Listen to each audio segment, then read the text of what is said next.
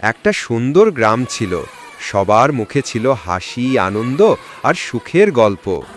হঠাৎ একদিন সেই গ্রামে ছড়িয়ে পড়ল এক অজানা ভয়ঙ্কর রোগ। একজন, দুজন, একে একে সবাই অসুস্থ আর দুর্বল হয়ে পড়তে লাগল। মানুষের কান্না আর ভয় গ্রামটাকে যেন অন্ধকারে ঢেকে দিল। গ্রামের ছোট্ট ছেলে আরুষ সব দেখে খুব কষ্ট পেল, কিছু একটা করার সিদ্ধান্ত নিল। দাদুর পুরনো ঔষধি বইটা নিয়ে সে জঙ্গলের দিকে ছুটে গেল। সে গাছের পাতা, শিকড় আর ফুল সংগ্রহ করে শুরু করল ওষুধ বানানো। প্রথমে সে নিজের মাকে ওষুধ খাওয়াল, ধীরে ধীরে মা সুস্থ হয়ে উঠলেন। তারপর আরুষ সবার জন্য ওষুধ বানাতে লাগল। মানুষ সুস্থ হয়ে আশার আলো ফিরল। গ্রামবাসীরা বলল, আরুষ, তুমি আমাদের গ্রামের ছোট্ট চিকিৎসক।